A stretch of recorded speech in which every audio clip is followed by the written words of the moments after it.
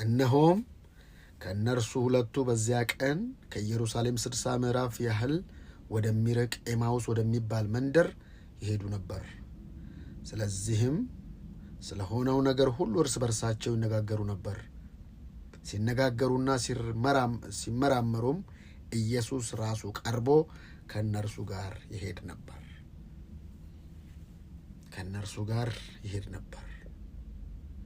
ትላንትና ወዲያ የተሰቀለው ዛሬ ተነስቶ ከእነሱ ጋር ሲሄድ፣ ነገር ግን እንዳያውቁት ዓይናቸው ተይዞ ነበር። ምንድን ነው የያዛቸው? ዓይናቸው ለምን ተያዘ? እንዳያውቁት ለምን ተፈለገ? ከወዲያ ነገርየው በዓይን የምታየው ኢየሱስ አሁን ሞቷል። ልክ ከሞት ሲነሳ ከፈለገ ይገለጣል፣ ከፈለገ አይገለጥም። ግን አንተ ከፈለክ የሚገለጥልህ በልብህ ብቻ ነው።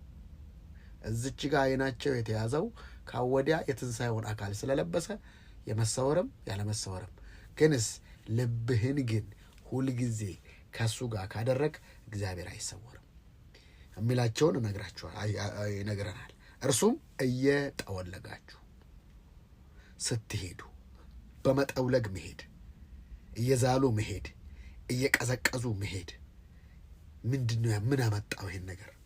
እርስ በርሳችሁ የምትነጋገሯቸው እነዚህ ነገሮች ምንድን ናቸው አላቸው። ለእነሱ ይጠይቃቸዋል። ምንድን ነው የምታወሩት?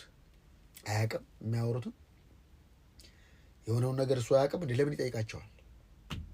አየህ፣ አንተን ወደ መረዳት ለማምጣት ነው የሚያደርገውን ነገር የሚያደርገው።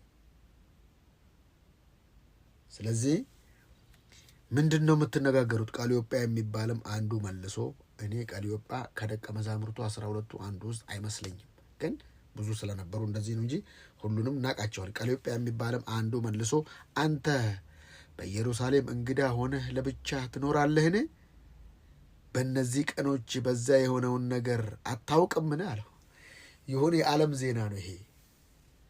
በአሁኑ ዘመን አልጀዚራ፣ ቢቢሲ፣ ሲኤንኤን ኒውስ መዓቱንም ጥሩት። ይሄ ሁሉ እየተዘገበ እንዴት ነው አንተ የማታውቀው? አንዳንዴ እኛ የምናውቀው እግዚአብሔር የማያውቀው የሚመስለን ብዙ ነገር። ይህን ችግሬን አታውቀውም፣ ይህን ነገሬን አታውቀውም፣ ይህን ነገሬን አታውቀውም። ውጤቱ ምን እንደሆነ ታውቃላችሁ? እግዚአብሔር እያወራችሁ አይገባችሁም። ለምን? ስትጠወልጉ፣ ለምን ወደ መዘግየት ስትሄዱ። የእግዚአብሔርን ቃል ፈጥኖ ማመንና ዘግይቶ ማመን ይለያያል። እነዚህ ሰዎች ጌታን ያምናሉ፣ ግን ልባቸው ምን እንደሆነ መጽሐፍ ቅዱስ ይነግረናል። እነርሱም ይህ ምንድን ነው አላቸው። እኮ ምንድን ነው አልገባኝም አላቸው። እነርሱም እንዲህ አሉት፣ በእግዚአብሔርና በሕዝቡ ፊት ሁሉ ፊት በስራና በቃል ብርቱ ነቢይ ስለነበረ ስለ ናዝሬቱ ስለ ኢየሱስ ይሉታል። ለኢየሱስ ስለ ኢየሱስ ይነግሩታል።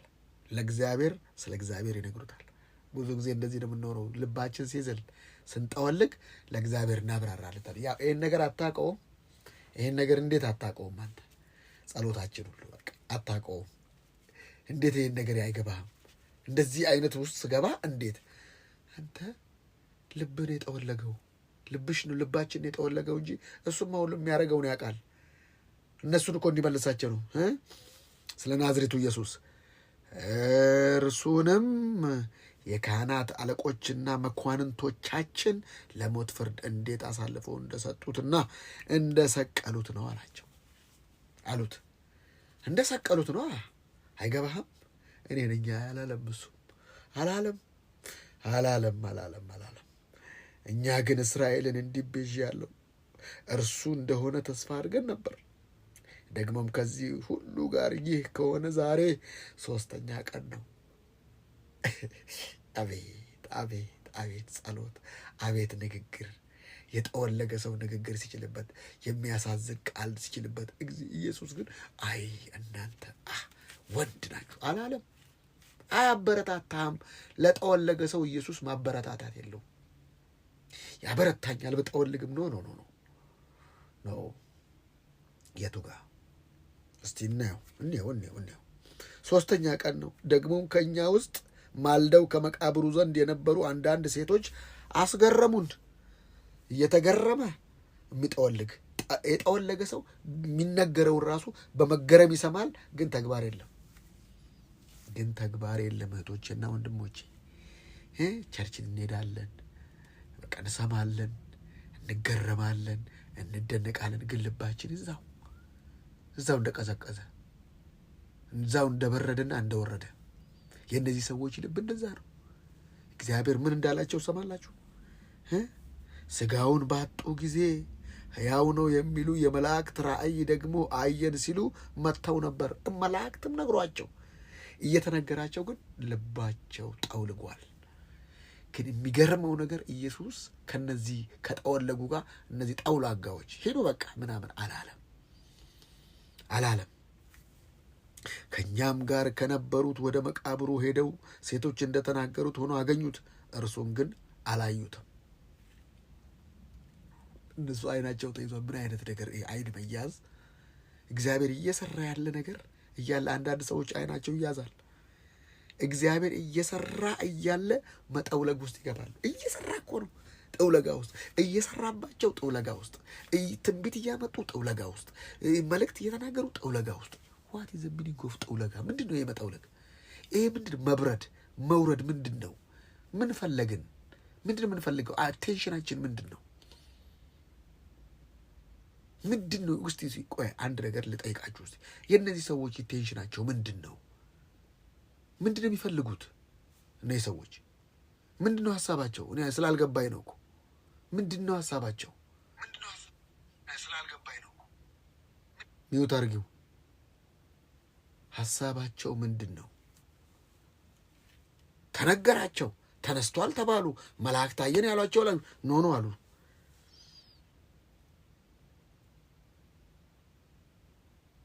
አላዩትም። እርሱም እናንተ የማታስተውሉ ነቢያትም የተናገሩትን ሁሉ ልባችሁ ከማመን የዘገየ አምነዋል፣ ግን የዘገየ እምነት፣ አክቲቭ የሌለው እምነት። እስቲ ልባቸው ፈጣን እምነት ቶሎ አክቲቭ የሆኑትን የ10 ምናምን ዓመቷን ማርያምን ያዋት እንደ ጋለች ብጽዕት የተባረከች የጌታ ያንን ጌታን ስታረግ ያ ሁሉ እንትን እያለ እሷ የጋለች ነበረች። አብርሃምን የጋለ ነበረ፣ ግን አንዳንዴ ይበርዳል። እዩት ዮሴፍን፣ ያዕቆብን ደግሞ እዩት። ለማመኑ መዘግየቱ የምታዩት ዮሴፍ አውሬ በላው ሲባል ማልቀስ ነው። በቃ አንዳንድ ክርስቲያን አንዳንድ ዮሴፍና ይቅርታ ያዕቆብና ብዙሃኑ ክርስቲያን ይመሳሰልብኛል። እግዚአብሔርን ቃል አያምኑ። ዮሴፍን አውሬ በላው ብሎ ያለቅሳል። አልቃሻ ሽማግሌ ምን አለ? እንዴት ያለቅሳል? ለምን ነው የሚያለቅሰው? ምን የሚያስለቅስ ነገር አለ? አውሬ ተበልቷል እኮ ነው ያለው ቴዲ። ኧረ ራእይ እንደተናገረ ተናግሮ አባቱም እኛም እናትም እንሰግድልሃለን ብለው ያን እየተናገረውን ከማመን ዘገየ።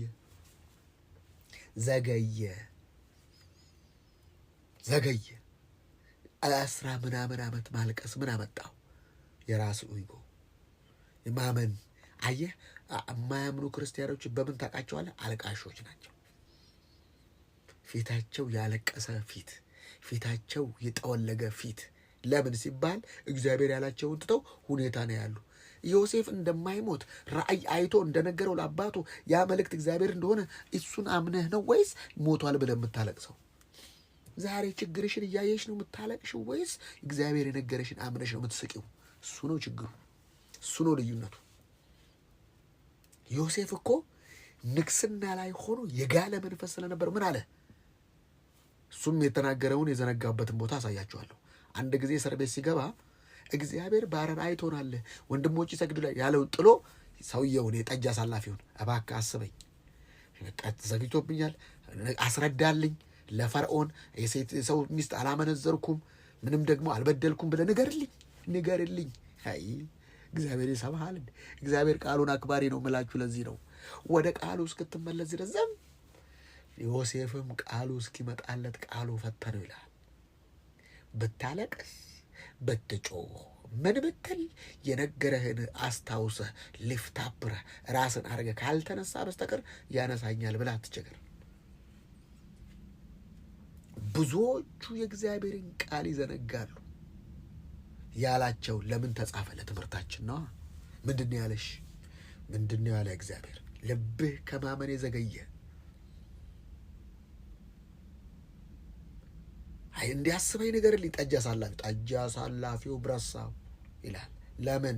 እግዚአብሔር የተናገረህን እስክታስብ ድረስ። ያዕቆብ ከዛ ዮሴፍ መጨረሻ ላይማ መጎብኘትን እግዚአብሔር ይጎበኛችኋል፣ እኔ በሞትም አለ አጥንቴ እዚህ እንዳይቀበር ብሎ ስለ አጥንቱ ተናገረ። ያዕቆብና ሂዱ።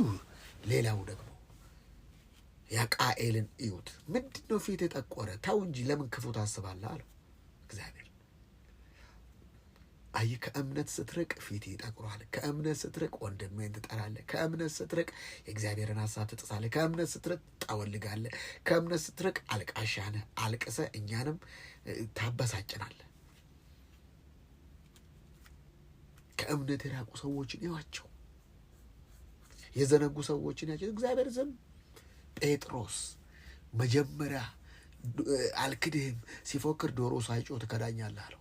ከዛም በኋላ እስር ቤት ሲገባ ለምን ተኛ ጴጥሮስ? እግዚአብሔር ያለውን አስበዋል። ለምን? አንተ የምትሞተው ወገብህን መታጠቅ ሲያቅትህ ነው። ስለዚህ እስር ቤት ሲገባ ለምን ተኛ ሲባል እንደማይሞት እርግጠኛ ነበር። ለምን?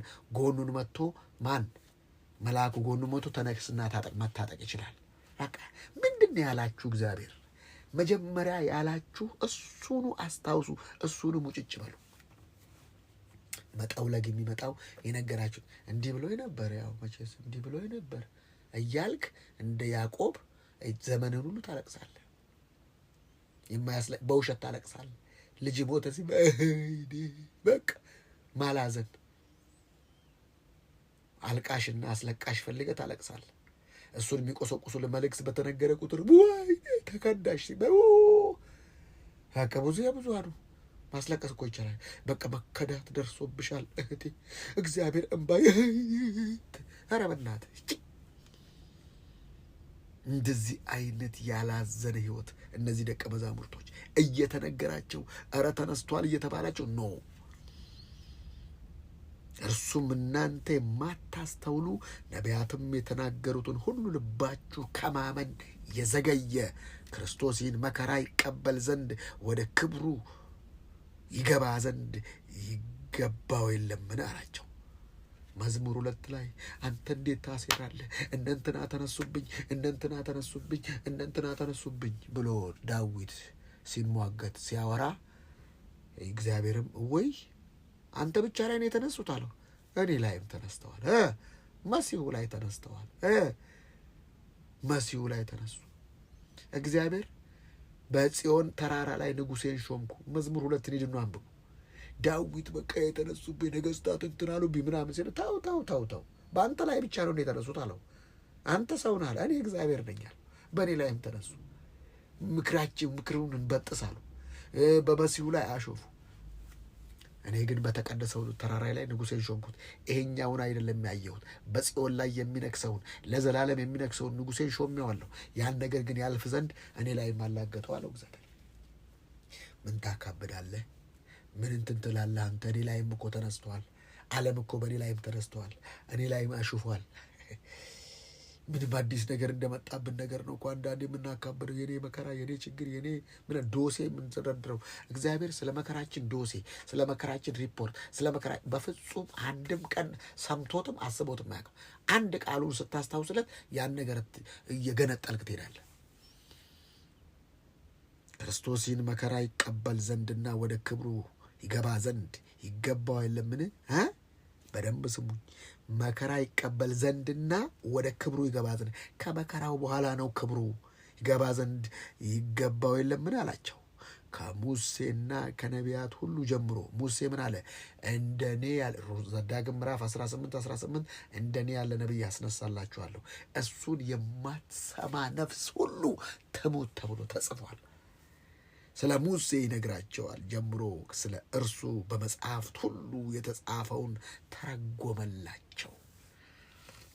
አየህ፣ ውስጥ ያለውን እግዚአብሔር መጀመሪያ የነገረውን እስካልተረጎምክ ድረስ በመንፈስ ቅዱስ አሁን እስካልተረጎምክ ድረስ ወደ ግብህ አትሄድም፣ ትጠወልጋለህ።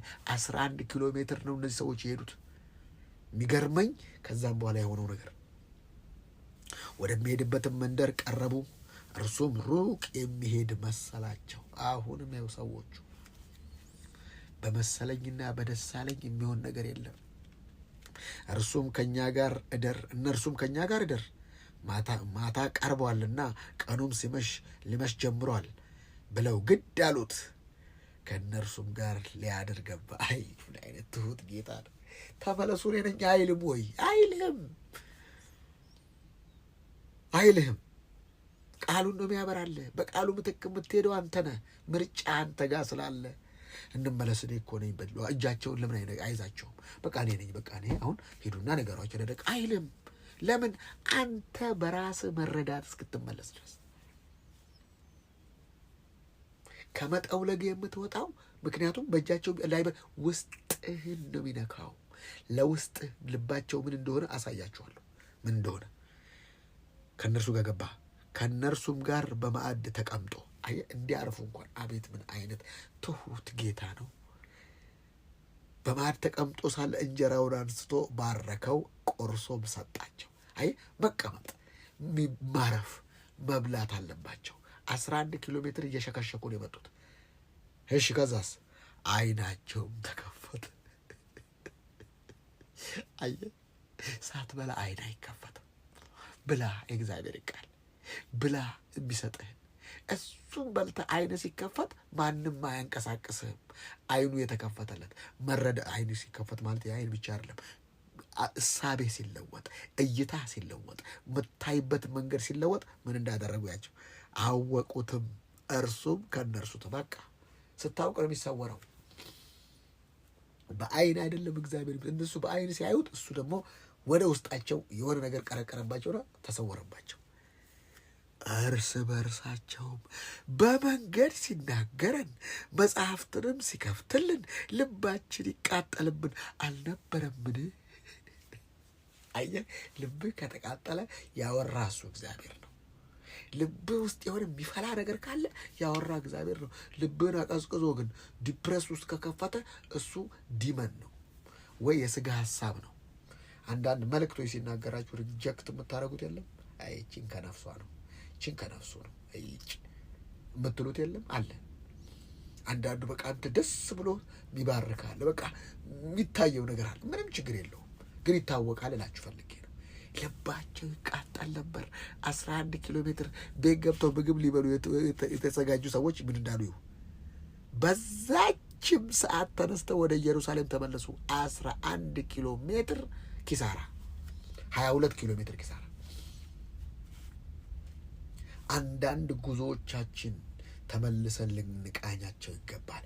ያለ እግዚአብሔር የጠወለግንበት፣ ያለ እግዚአብሔር የሄድንበት፣ እግዚአብሔርን በመተማመን የሚጠባበቁና የሚጠብቁ ይለያል። የሚጠብቅና የሚጠባበቅ ይለያል። ሁልጊዜ ኮንሽስ ነው መጠባበቅ። መጠባበቅ ማለት ምን ማለት ነው? 9 ሰዓት እመጣለሁ ካልኳችሁ 9 ሰዓት ነው መጠብቁኝ። ሰዓቱን ካልነገርኳችሁ ግን እስከ ምሽትም እየተጠባበቃችሁ ነው። መጠባበቅ እንደዛ ነው። እግዚአብሔርን በመተማመን የሚጠባበቁ ናቸው ኃይላቸውን የሚያድሱት። እነዚህ ሰዎች በአለማመን በመተማመን ሳይሆን ዝም ብሎ በደመ ነፍስ የት እንደሚሄዱ እንኳን አይታወቅም።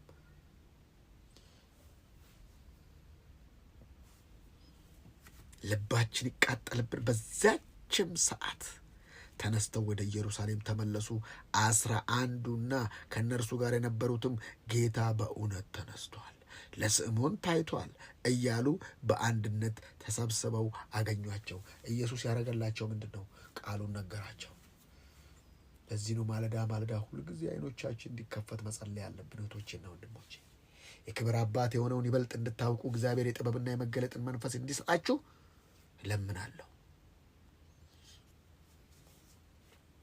አያችሁ፣ ጳውሎስ ሁሌ የሚናገር የክብር አባት የሆነውን ይበልጥ እንድታውቁ የሆናችሁ አይኖች እንዲበሩ የጥበብና የመገለጥን መንፈስ እንዲሰጣችሁ በቅዱሳን ላይ ያለውን የርስት ባለጠግነት ምን እንደሆነ እንድታውቁ አይኖቻችሁ ሲበሩ የሚለው ሁልጊዜ እይታ፣ ለክፉም አይን ይከፈታል፣ ለመልካም አይን ይከፈታል።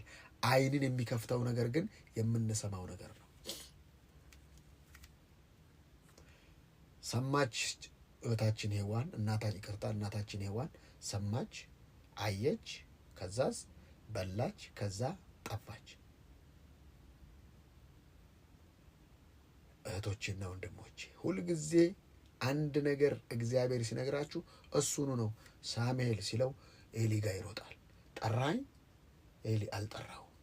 አሁንም ሳሙኤል ሲለው ጠራኝ፣ ኤሊ ጋር እስክትረዳ ዝም ኤሊ ባይነግረውም 10 የጠራኸኝ ይለዋል። ኤሊ ሲነግረው እነሆኝ ባሪያ ይሰማልና ተናገረ በለው አለው። እነሆኝ ይሰማል። ለምንድን ነው እኔ እግዚአብሔር ነኝ አላለው? አየህ፣ አንተ ሰሚት አርገህ እስክትረዳ ድረስ የእግዚአብሔርን ቃል እስክታውቅ ድረስ ታይም ነው የምትፈጀው። ፈጥኖ ማመን። ብዙዎች ይፈተናሉ እግዚአብሔር ያላቸውን። እኛም ሁሌ የምንፈተንበት ፈተናዎች አሉ። ከመጠውለግ ወደ መጠውለግ የሚያስገባን የእግዚአብሔርን ቃል አሜን ያለ ማለት፣ አሜን ብሎ አለማመን፣ አሜን ብሎ እርምጃ ለመውሰድ። ኖህ የዓለም ሕዝብ ሁሉ እንትን ሲል እሱ 1 ዓመት አይደለም፣ እሺ 2 ዓመት ይሁን፣ እሺ 10 ዓመት ይሁን፣ እሺ 20 ዓመት ይሁን፣ እሺ 70 ዓመት ይሁን፣ እሺ 80 ዓመት 120 ዓመት ሙሉ ሰው ያፌዘ ሽማግሌ ውሃ ይመጣል እያለ ያጣይ ወደ ልጅ ተወልዶ አግብቶ ወልዶ አያት ሆኖ መርከብ ይሰራል ሰውየው።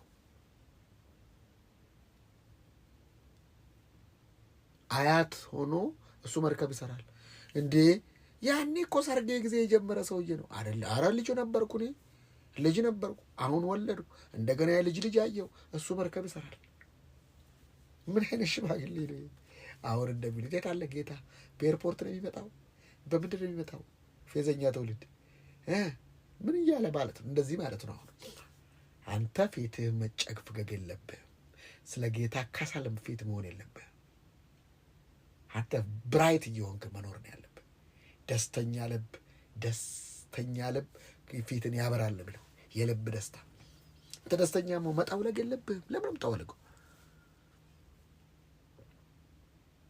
ይስሐቅ ላይ ይሄንን መጠውለግ አታዩ።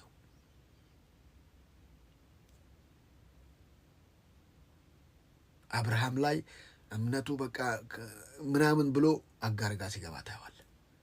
ይስሐቅ ጋር ግን እንደዚህ አይነት ፍንክች በፍጹም። ለምን ሲባል የእግዚአብሔርን ዓለም ወደ ምድር የምንጎትተው በመታዘዝ ብቻ ነው። መታዘዝ ማለት እታዘዝሃለሁ እግዚአብሔር በማለት ሳይሆን በተግባር እግዚአብሔር የሚጎትተው የተግባር። ለምን? በእምነት ብቻ ነው እግዚአብሔር የሚደሰተው።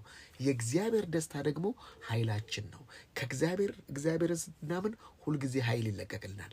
ለዚህ ነው ልባችን ለማመን እንዳይዘገይ ሁልጊዜ ማለዳ እግዚአብሔር ቻርጅ የሚያደርገን። ልባችሁ ከማመን የዘገየ ዳዊትን ይዩት። ማርያም ሁሌ ትገርመኛለች። ሁሌ የጋለች ነች። ለዚህ ነው ጳውሎስ ሁሌ የጋለ ነው። ምንም ነገር አያስቆመውም። አንተ በስብርባሪ 100 ሰው ይዞ የሚሄድ አጠፉም እያለ ቃል እያወጣባቸው ፍኝት እያራገፈ ማይ ጋድ። እኔ ጳውሎስ ይገርመኝ። ሲወገር ተወገርኩ በቃ አስወገርከኝ እንደማይል ልክ እንደ ዮሐንስ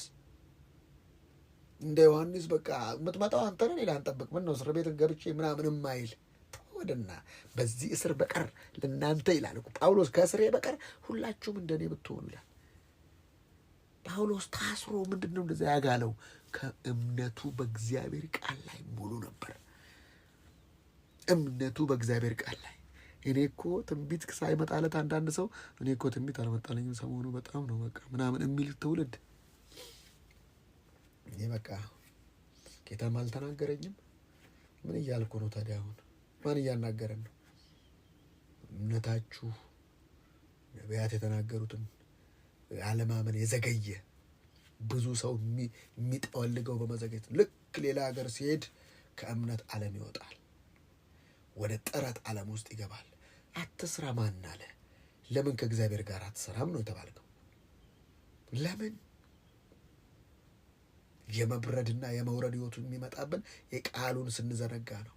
ሞኝ አትሆኑ። ትንሽ የሆነ ነገር ሲለኝ እግዚአብሔር የተናገራችሁን የጻፋችሁትን አንብቡት። እሱ እኔ እንደዚህ ይሄ ነኝ በሉት። ይሄ ነኝ እግዚአብሔር የተናገረኝ፣ በከሌ እንደዚህ ተናግሮኛል፣ በከሌ ስሙት።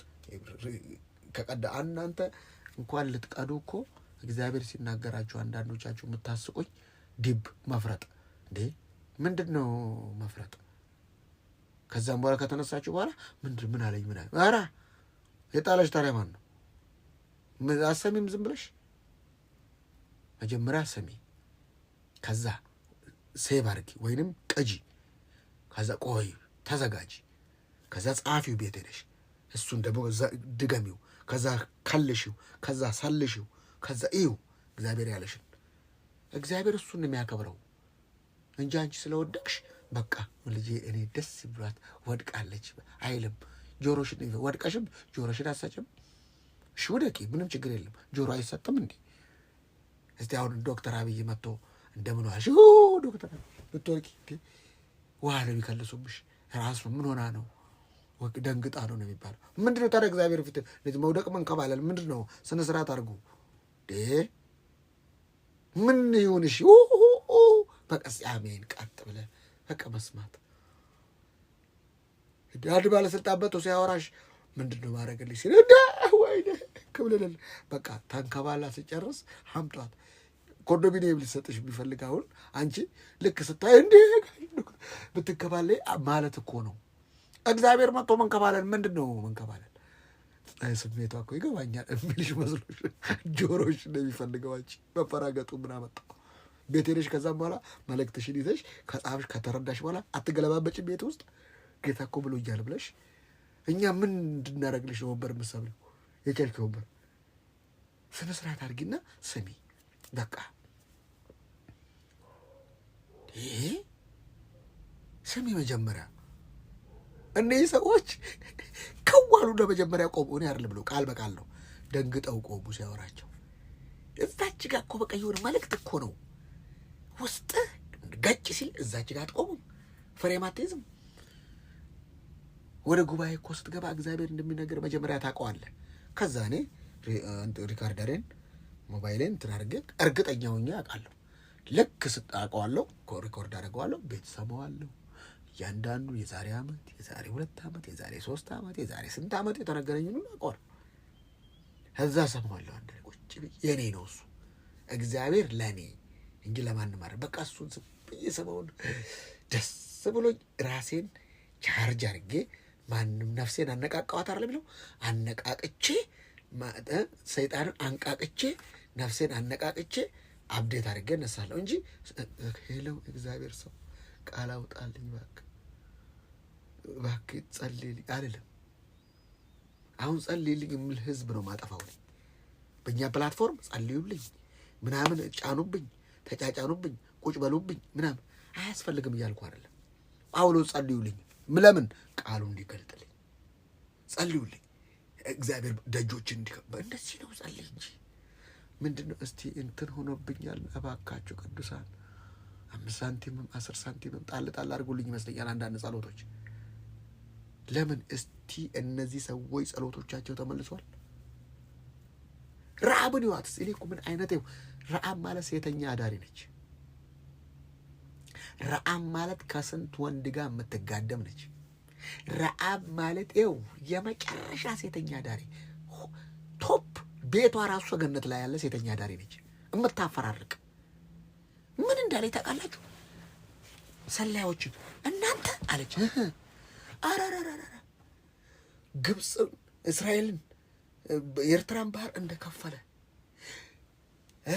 እግዚአብሔር ከእናንተ ጋር እንዳለ ሰምተናል። ልባችን ቀልጧል። አደራችሁን እንዴ አደራችሁን እናንተ ስትመጡ እንዳልጠፋ እኔና ቤተሰቦች ቃል ግቡልኝ እደብቃችኋለሁ አለች። ቃል የመጣላቸው ሳይቀበሉ ረዓብ ሪሲቭ አደረገች። ኢየሱስ የመጣው ከዚች ከሴተኛ ዳሪ እንትን ነው።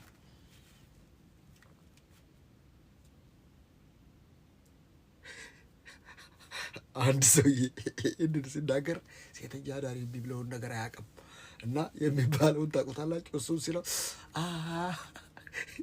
እቺ እንትን ዳነች አለ ሰውየው። የሆነ ሀገር ነው እና ማነች ሸርሙጣ ዳነች አለ ሰው።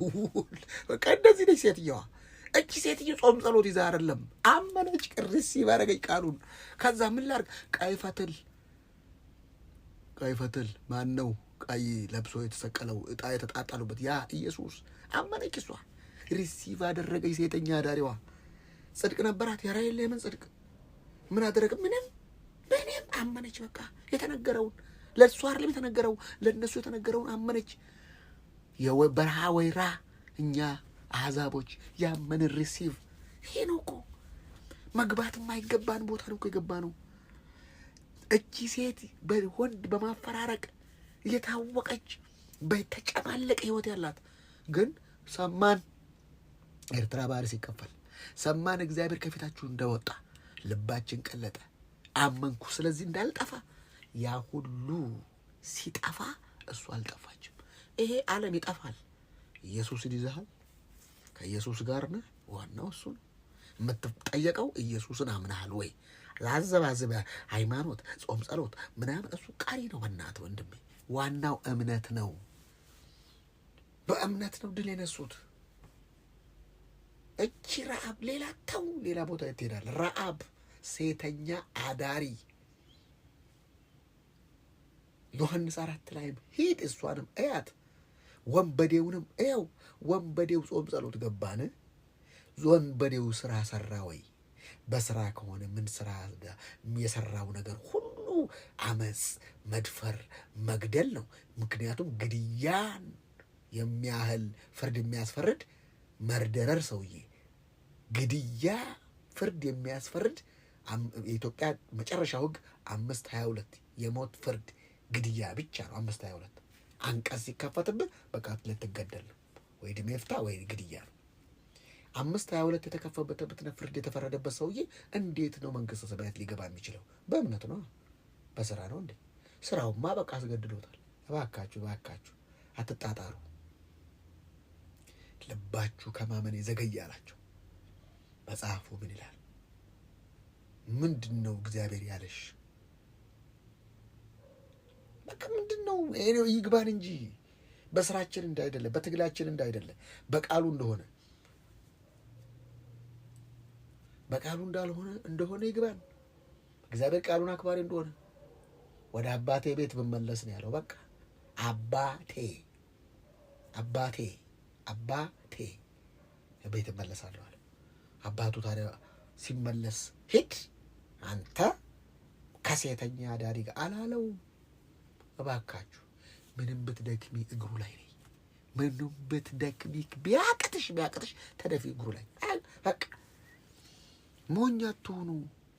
የመረቀረ ሰባኪ ስለሰበከ እግዚአብሔር ሐሳቡን የሚቀይር እንዳይመስልን። እኔ እግዚአብሔር አልለወጥም። እናንተ ያዕቆብ ልጆች የጠፋችሁ አይደላችሁም። ለምንድን ነው ያዕቆብን የሚጠቅሰው? ለምን ያዕቆብን ጠቀሰው? የአብርሃም ልጆች ለምን አላለም? የይስሐቅ ልጆች ለምን አላለም? የያዕቆብ አልቃሻው፣ ያዕቆብ ተጠራጣሪው፣ ያዕቆብ አታላዩ፣ ያዕቆብ ኧረ ምንም የማያደርገው ነገር አለ። በውሸት ዘመኑን የጨረሰ እያለቀሰ ልጄ ሞቷል ይልሃል። ልጄን ገደሉት ይልሃል። ተነግሮታል እኮ ልጁ እንደማይሞት፣ ልጁ እኮ ንጉሥ እንደሚሆን፣ ልጁን እሱም ራሱን እንደሚሰግድለት ተናግሮ ረሳው። ሁልጊዜ እግዚአብሔርን ቃል በረሳችሁ መጠን ክብራችሁን እየረሳችሁ ነው። ከእግዚአብሔር ቃል ጋር በራቃችሁ መጠን ከእናንተ ሕይወት እየራቀ እንደሆነ አታውቁም? እህቶቼ ከእግዚአብሔር ቃል ጋር ያላችሁ ኢንቲሜሲ ምንድን ነው? ከእግዚአብሔር ቃል ጋር እናንተን ከሚገነባ ነገር ጋር ነው። ጂም ሲሰራ መንገድ ወክ ስታደርጉ ኤድፎን አለ። አሁንማ በቃ ቁጭ አደረጋችሁ እሱን በቃ እያላችሁ እኮ መሄድ ይቻላል። አብዛኛውን በመስማት በቃ እግዚአብሔርን ቃል በመስማት። እስቲ አንድ ነገር ልንገራችሁ። እናንተ ጆሮቻችሁን የምትሰጡት በቀን ውስጥ ያ ብዙ ሰዓታችሁን ለፊልም ነው። ፊልም ታውቃላችሁ፣ ምንም ያደርግ ለፊልም ነው፣ ለሰበር ነው፣ ለማይረባ ነገር ጆራችሁን በሰጣችሁት መጠን ያ ነገር በህይወታችሁ ላይ ፓተርን ሆኖ ልምድ ሆኖ ግንብ ሆኖ ይሰራችኋል። ለምንድን ነው ጆሮአችሁን የምትሰጡት? ለምንድን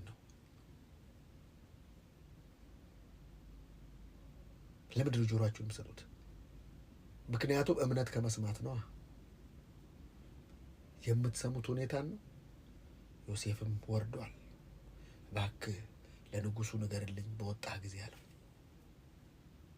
እግዚአብሔር ሰው ካላስነሳላችሁ ብትጮሁ ብታለቅሱ ማንም አይሰማችሁ። ማንም። እግዚአብሔር ግን ሲሰማስ ማንም የማይሰማችሁ የለም። ማንም የማያሸረግድ የለም። እህቶችና ወንድሞች እግዚአብሔር ይነሳ እንጂ ማንም። በቃ እግዚአብሔር ከተነሳ እኮ ቀማል እኮ ሰራዊት ሆናለች እኮ በፈርዖን ላይ ጓጉንቸር ሰራዊት ሆነዋል እኮ። እባጭ በለው ምን በለው። እባካችሁ እህቶችና ወንድሞች እግዚአብሔር ቃል ጋር ይሁት ምንም አይነት ከቃል ጋር እንትን ካላችሁ ቃሉ ዘላለማዊ ነው። ምንም አያስፈልግም እኮ የእግዚአብሔር ቃል ጋር ሲክ የምታደርጉ ከሆነ ያ ቃል ነው የሚሰራው። እናንተ አይደለም የምትሰሩት፣ እናንተ አይደለም የምትሯሯጡት። ቃሉ ሰይፍ ነው። ቃሉ መዶሻ ነው። ቃሉ ሕያው ነው። ቃሉ ፈውስ ነው። ቃሉ ምን የማያደርግ እሳት ነው። የማያደርገው ነገር አለ ቃሉ። እህቶቼና ወንድሞቼ እኛ ግን አይመስለንም። በራሳችን ጥበብና በራሳችን ታክቲክና ሲስተም ስለምንሄድ ያን ነገር እስክትጨርሱ እግዚአብሔር ደግሞ ምርጥ ነጋዴ ነው። ቁጭ ብሎ ያያቸዋል። ቃሉን ነው በቃ የሚያየው እግዚአብሔር። ቃሉን አክባሪ እንጂ ሰው አክባሪ አይደለም ብዬ ሁሌ የምናገረው ለዚህ ነው። በቃ ምንም አያስፈልግም። ቃሉን ብቻ ያዝ። መርዶክዮስ የሚጠረብበትን የሚገደልበትን ያንን እንጨት ያየዋል። ያለመናወጥ ግን ምንም። እባካችሁ ልንገራችሁ፣ እግዚአብሔር እንዲያይላችሁ ፊታችሁን ማኮስመን አንገታችሁን መስበር አያስፈልጋችሁም። ቃሉን ማመን ነው የሚፈልገው እግዚአብሔር። አቤልና ቃኤል አብረው ወንድማሞች ነበሩ። የአንዱ ፊት ይረዝማል፣ የአንዱ ፊት ይፈካል። ያኛው በእምነት ይኖራል። እስቲ ዕብራውያን ምዕራፍ 11 ላይ እንሂድ። እስቲ አንዳንዶቻችን እንያቸው። እስቲ በዙሪያችን ያሉትን ደመናዎች እንያቸው። የእምነት አባቶች የሚባሉት እምነት ተስፋ ስለምናደርገው ነገር የሚያስረግጥ የማናየውንም ነገር የሚያስረዳ ነው። ለሽማግሌዎች የተመሰከረላቸው በዚህ ነው። በምን? በእምነት። ምን አደረጉ? ዓለሞች በእግዚአብሔር ቃል እንደተዘጋጁ፣ ስለዚህ የሚታየው ነገር ከሚታየው እንዳልሆነ በእምነት እናስተውለን። በእምነት ነው የምናስተውለው። ይሄ የሚታየው ነገር ከማይታየው ነው። ይሄ የምታየው ፕሌን ከማይታየው ነው የመጣው። ይሄ የምታየው ግዑዝ ከማይታየው ነው የመጣው። አቤል ከቃየል ይልቅ የሚበልጥን መስዋዕት ለእግዚአብሔር በእምነት አቀረበ። በዚህም እግዚአብሔር ስለ ስጦታው ሲመሰክር እርሱ ጻድቅ እንደሆነ ተመሰከረለት። ሞቶም ሳለ በመስዋዕቱ እስካሁን ይናገራል። ዋት? በእምነት አቀረበ። ያኛውስ በጉልበት አቀረበ። የጉልበቱን ጥረት እንትኑን ያረሰውን በጉልበቱ ሄኖክ። እሺ ሄኖክ፣ ይሄኛውን ነገር ነው መናገር ነው የፈለኩት። ሄኖክ ሞትን እንዳይ በእምነት ተወሰደ። ወሰደው ይላል እግዚአብሔር። በቃ በወጣትነት ወሰደው፣ አልገደለው፣ ወሰደው ነው የሚለው። ለምን ሲባል ወሰደው፣ አልተገኘም። ሳይወሰድ እግዚአብሔርን ደስ እንዳሰኘ ተመስክሮ ጾም ጸሎት ገባ ይላል። ጸለየ ይላል። እስቲ አንድ ቦታ ጸለየ ሄኖክ ሞትን እንዳይ፣ ሞትን አላየውም ብሎ አመነ። በቃ እኔ አይደለም ብሎ ሄኖክ ሞትን እንዳይ በእምነት ተወሰደ። አላይም ሞትን፣ በቃ እኔ ሞትን አላይም። እግዚአብሔርም ስለወሰደው አልተገኘም። ሳይወሰድ እግዚአብሔር ደስ እንዳሰኘ ተመስክሮለታል። በቃ አልሞትም ብሎ አመነ። ይቻላል። ያው እንግዲህ እኔ አይደለም የጻፍኩት። ሄኖክ ጾም ጸሎት፣ እግዚአብሔር ሆይ ውሰደኝ። ያኛውስ ኤልያስ ውሰደኝ፣ ግደለኝ ሲል አልገልህም፣ እወስድሃለሁ፣ አንተ ሞትን አታይም አለው እግዚአብሔር። ተመስክሮለታል። ያለ እምነት ደስ ማሰኘት አይቻልም። እግዚአብሔር ደስ ሲለው ምን እንደሚያደርግ ታውቃለህ? ፓወር ይለቅልሃል፣ ኃይል ይለቅልሃል። ስላለቀስክ አይደለም፣ ስለ ጾምክ አይደለም፣ ስለ ጸለይክ አይደለም። ምን ስላደርግ? ስላመንክ። የእምነት ጸሎትንም እግዚአብሔር የሚሰማው የጸጸት ጸሎት አይሰማም። የብሶት ጸሎት አይሰማም። የለቅሶ ጸሎት አይሰማም። ወይ መጽሐፍ ቅዱስ ላይ ወገኖቼ ለምድራችን እናልቅስ፣ እስቲ እንደዚህ ነው የሚልህ አይደል? እስቲ ለምድራችን እንመን። እስቲ አንድ ቀን ሰምታል ቸርች ውስጥ ለምድራችን አምነን እንጸልይ። አልቅስ በለቅሶ ይመስለዋል። ዛሬም ህጉን ቸርች ውስጥ ወገኖቼ እናልቅስ ለምድሪቱ አላለቅስም። ለቅሶ ነው የሚጨምረው። ላለው ይጨመርለታል። ለቅሶ ነው ያለ ለቅሶ ይጨመርልሃል። ጠኔ ነው ያለ ጠኔ ይጨመርልሃል። ችጋር ነው ያለ ችጋር ይጨመራል። ሳቅ ነው ያለ ሳቅ ይጨመራል። መጽሐፉ ነው የሚለው ላለው ይጨመርለታል። እናልቅስ ስትል ለቅሶ ያው ለቅሶ በለቅሶ ከጦር ወደ ጦር ከጦር እና እስቲ አምነን እንጸልይ የሚል ሰው ሰምተሃል? አንድ ፓስተር እንደዚህ የሚል ካለ እስቲ አሳየኝ። በቸርቹ ውስጥ ፈተን በጌታ ቤት 1 ዓመቴ አይደለም ከ30 ዓመት በላይ አንድም ቀን ሰምቼ አላውቅም። እስቲ ወገኖች የእምነት ጸሎት እንጸልይ የሚል የለም። እናልቀስ፣ እንውደቅ፣ እንንበርከክ፣ እንደፋፋ እንጂ እንመን የለም። አንድ ሰው ቢታመም የሽማግሌዎች መጥቶ ዘይት ቀብተው የእምነት ጸሎት ይጸልዩለት ነው እንጂ ጸሎት ይጸልዩለት አይልም።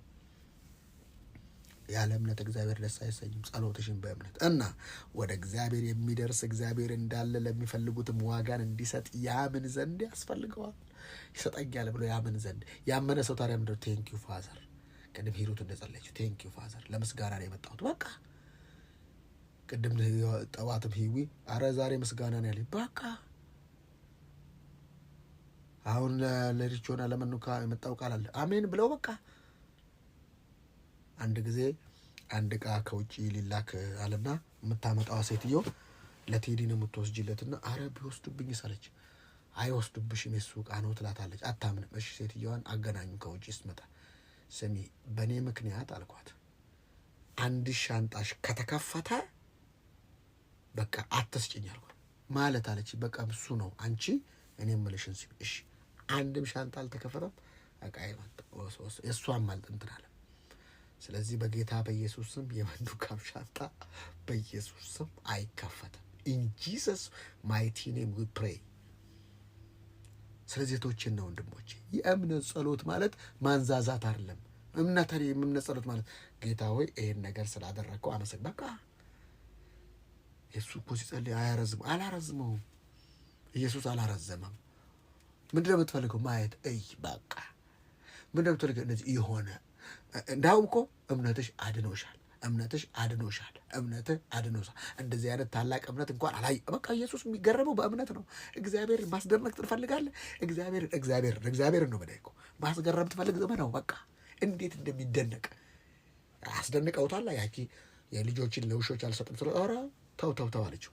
የውሾችን የቡችሎች ከጌቶችን እኮ ቡችሎችም የወዳደቁትን ይበላሉ። የወዳደቀውንም ስጠኝ አለችው። ፍርፋሪውን ብሎ እበላዋለሁ አምጣው። ሆይ እንደዚህ አይነት እምነት በእስራኤል እንኳን አላየው ብሎ ኢየሱስን ያስደነቀው ታምራት አይደለም። ኢየሱስን ያስደነቀው ጸሎት አይደለም። ኢየሱስን ያስደነቀው ጾም አይደለም። ኢየሱስን ያስደነቀው እምነት ነው። ዛሬ ካለብሽ ዝለት ካለብሽ በሽታ ራስሽ ነቅለሽ ትወጫለሽ። ራስሽ ውረጅ ከላይ ላይ በጌታ በኢየሱስ እና ኖህ ገና ስለማይታየው ነገር ተረድቶ እግዚአብሔርን እየፈራ ቤተሰቦቹን ለማዳን መርከብን በእምነት አዘጋጀ። በዚህም ዓለምን ኮነነ። በእምነትም የሚገኘውን ጽድቅ ወራሽ ሆነ። እምነት የሚገኘው ጽድቅ በእምነት ነው። እኔና እናንተ እኮ አሕዛቦች ነን። እኔና እናንተ እኮ በብሉይ ኪዳን ውሻ ነን። እኔና እናንተ በብሉይ ኪዳን ድንጋዮች ነን። እንግዲህ በእምነት ነው የጸደቅነው። ስለዚህ በእምነት የጸደቅኩትን በስራ ሊያስጥለኝ የሚፈልገውን ሰባኪ እንዴት እሰማዋለሁ? ጆሮ የለኝም። በእምነት ያገኘውን ጽድቅ በእምነት ያገኘሁትን ልጅነት አንተ በስብከት ልታስጥለኝ አልሰማህም። ኖህ ዝናብ ይዘንባል ውሃ በምድር ይጠፋል ለመርከብ ስራ ተባለ። በቃ አመነ እሱን። መርከብ እየሰራ አሸዋፊው አለ። አሸዋፊው ሰመጠ። ኖ ከፍ ባለ ቁጥር አሸዋፊው እየሰመጠ፣ ምድር በተዋጠች ቁጥር ያንተ ከፍታ የሚጨምረው በእግዚአብሔር ቃል ስትታመን ብቻ ነው። አብርሃም የተባለው ርስት አድርጎ ሊቀበለው ወዳለው ስፍራ ለመውጣት በእምነት ታዘዘ። ወዴትም እንደሚሄድ ሳያውቅ ወጣ። ውጣ ሲባል ወዴት ልውጣ? ውጣ ነው የተባለው። ከዘር ማንዘሮች የተለየ ውጣ። ግን ሁለት ነገር አስከተለ። አባቱን አስከተለ፣ ሎጥን አስከተለ። ታራ አባቱ ማዘግየት አዘገየው። ሎጥ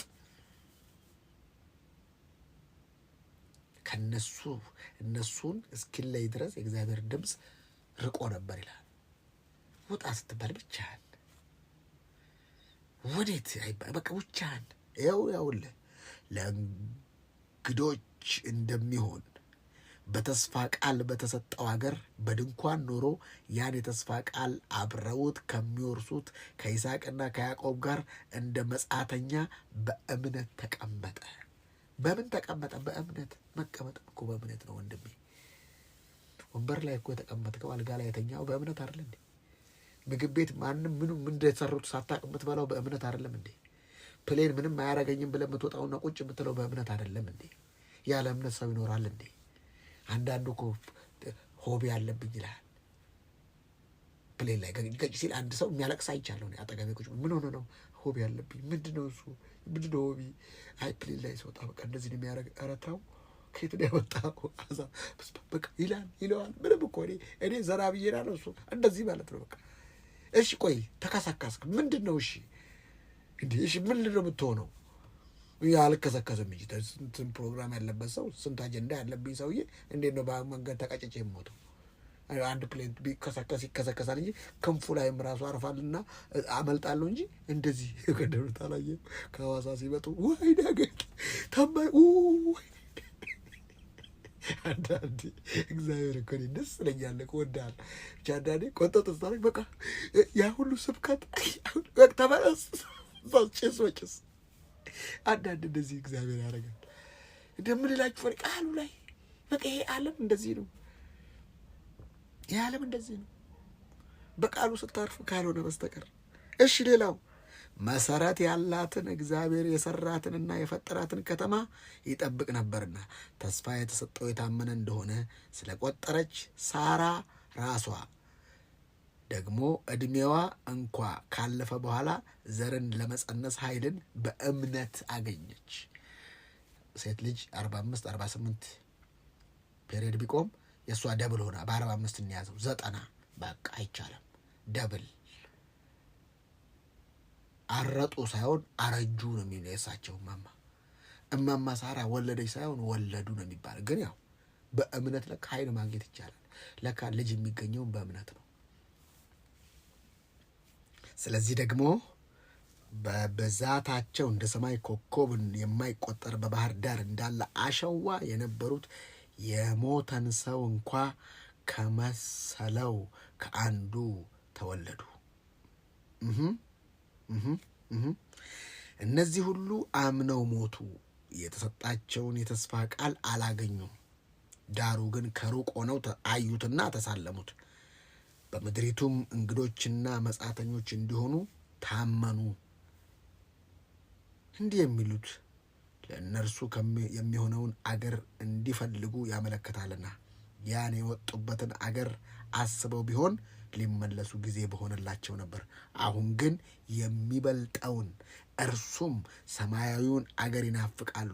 ስለዚህ እግዚአብሔር አምላካቸው ተብሎ ሊጠራ በእነርሱ አያፍርም፣ ከተማን አዘጋጅቶላቸዋልና። አብርሃም በተፈተነ ጊዜ ይስሐቅን በእምነት አቀረበ። የተስፋን ቃል የተቀበለው በይስሐቅ ዘር ይጠራላል የተባለው እርሱም አንድ ልጁን አቀረበ። እያርደዋለሁ፣ አንገቱን ብቆርጠው ይቀጥለዋል እግዚአብሔር ብሎ አመነ። እግዚአብሔር ከሙታን እንኳን ሊያስነሳው እንዲቻለው አስበዋልና። ከዚያም ደግሞ በምሳሌ ያገኘው አማካቲምባ ይስሐቅ ሊመጣ ስላለው ነገር ያዕቆብንና ኤሳውን በእምነት ባረካቸው። ሰማ ይስሐቅ እንኳን ኤሳውና ለሚመጣው ላለው ያዕቆብ ሲሞት በእምነት ዮሴፍን ልጆች እያንዳንዳቸው ባረካቸው። በዘንጉም ጫፍ ተጠግቶ ሰገደ። ዮሴፍ ወደ ሞት ቀርቦ ሳለ በእምነት ስለ እስራኤል ልጆች መውጣት አስታወሰ።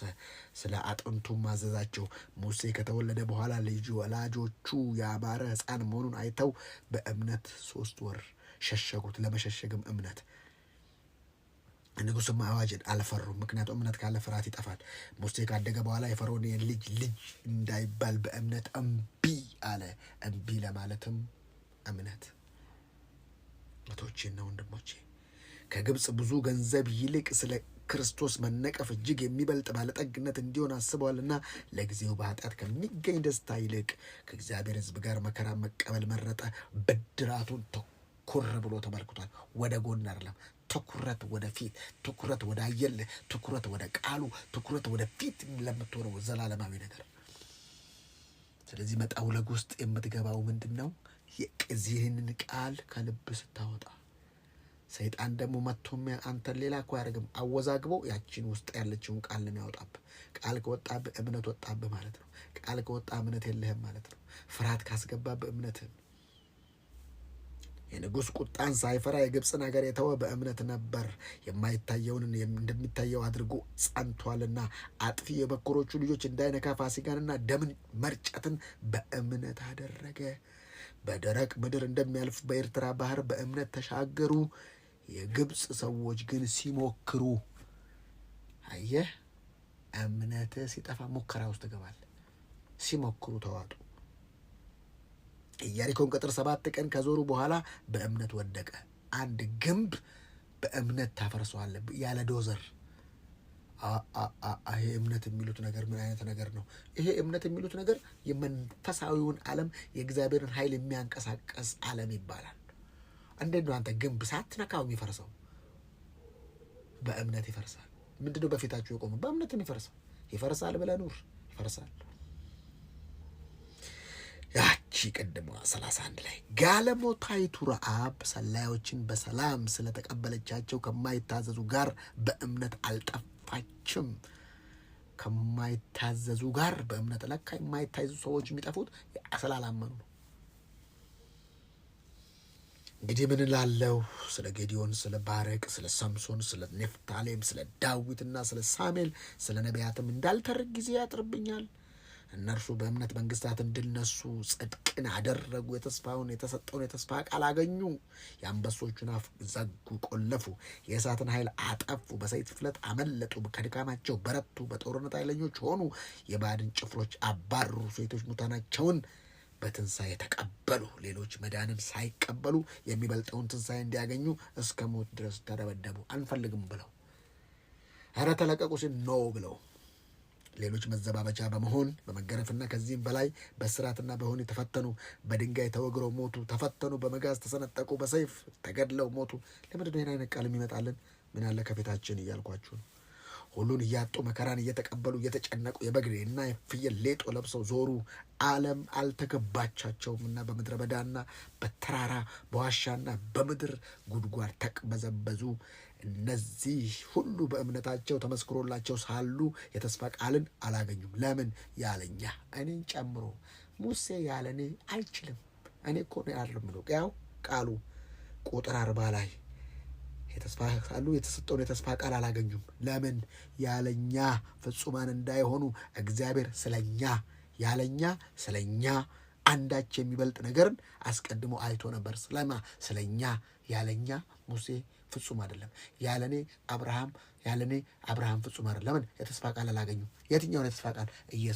ኢየሱስን። እኛንስ በመንፈስ ቅዱስ። እኛ ከአሁኑ ወደ 2000 ዓመት ወደ ኋላ ነው የምንሄደው።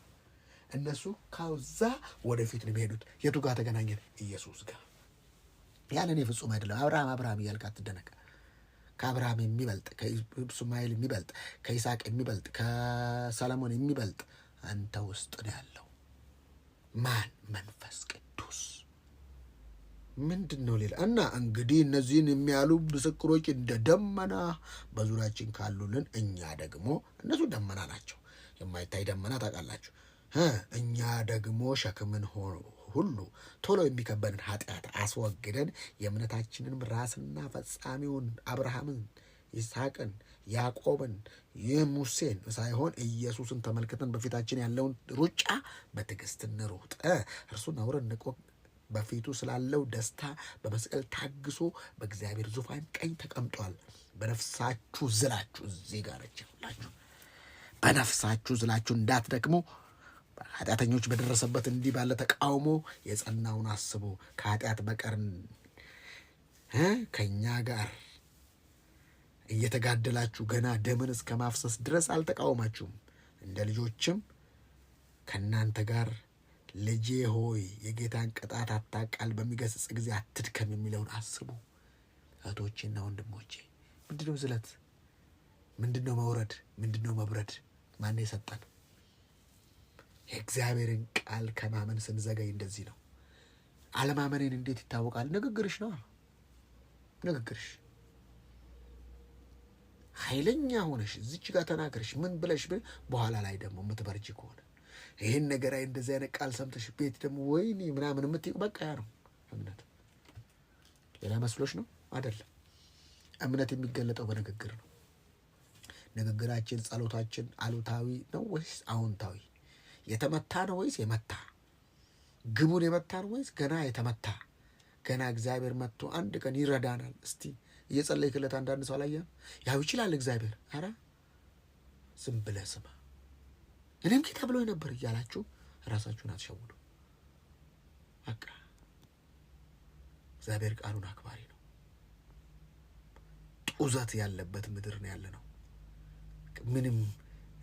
ምንም አይነት በቃ ሰው ስቴብል የማያደርግበት በእግዚአብሔር ቃል ዝም ብሎ ብቻ የሚነዳበት ዘመን። ከዛ ሁልጊዜ ይደንቀኛል እኔ እና ታዲያ የቱ ጋ ነው 11ዱም የተስፋ ቃላቸውን ተቀበሉ የሚለው? ያዕቆብ ልጆች አንዱ ነው። በቃ ብዙሃኑ የሚያገኙ ይመስላል። ኢያሱና ካሌብ ምን አደረጉ? ይህን ነገር ነግሬያችሁ ልጨርስ። ኢያሱና ካሌብ 10 ተራ ነገር ህዝቡን ሲያስለቅሱ አየህ። ተራ ነገር የሚናገር ሰው ህዝብ ያስለቅሳል። የጠላቶቹ ግዝፈት የሚያወራ ሰው ህዝቡን ያስለቅሳል። አይዞሽ ጠላት ይወድቃል። ሰሞኑ ምን ያደርግልኛል? ይወደቃ አይውደቅ ይቁም። ምን አገባኝ እኔ በአብቀኝ ተቀምጫለሁ። ለምን በአብቀኝ ጋር ሰይጣን ምን ይሰራል? እባቡና ግንጡን ተረቅጦ ምን ይሰራል እሱ? ከዛም በድንጋይ ያነሱባቸው ጠላቶቻችን እንበላቸዋለን። እሱ ድንጋይ ያነሱባቸው። ጾም ጸሎት ገቡ እንዴ? እግዚአብሔር ተናግሮናል አሉ። እንደ እንጀራ የሆኑ እንወርሰዋለን። ትወርሳላችሁ፣ ከእናንተ ገባላችሁ ያለው እሱ ነው። በቃ እሱን አመኑ፣ ቃሉን ያመኑ።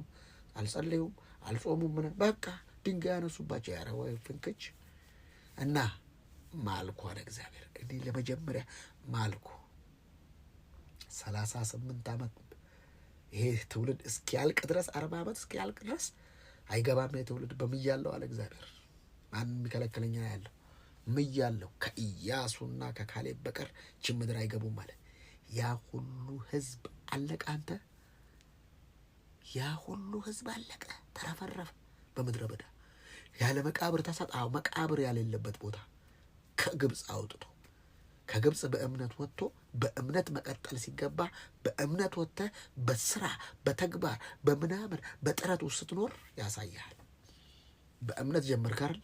በእምነት መጨረስ ጸጋው በእምነት አድኗቸዋልና። ይህም ዓለማዊ ምኞትን ክደን የተባረከውን ተስፋችን ኢየሱስ ክርስቶስን መገለጽ እስክንጠባበቅ በጸጋው ያስተምረናል ነው የሚለው። ከጸጋ ያወጣል ሰው። እንዴት ከጸጋ ይወጣል? አረፈረፈ እግዚአብሔር። አይገቡም ማለት ኢያሱና ካሌብ ከ600,000 ሰራዊት 1-2 ሰው ነው። አዎ ዛሬ ቸርች ውስጥ ያለው ሁሉ የሚገባ ይመስለዋል? በቅዱሳን መካከል ርስት እንድንቀበል አይደል የሚለው? ለጸጋው ቃልና ለመንፈሱ ለጸጋው ቃል አደራ አሳልፌ ሰጥቻቸዋለሁ ያለው።